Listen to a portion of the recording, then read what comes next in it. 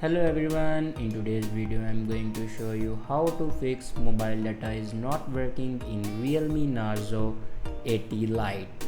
So before watching this video, don't forget to subscribe the channel and also press the bell icon. So let's start the video. First of all, open settings. In settings, here you can see the option airplane mode. Now here you can turn on or off your airplane mode. After turn on or off your airplane mode, then scroll down and click on system and update, and then click on backup and reset. Now click on reset phone. Now click on reset network and Bluetooth settings.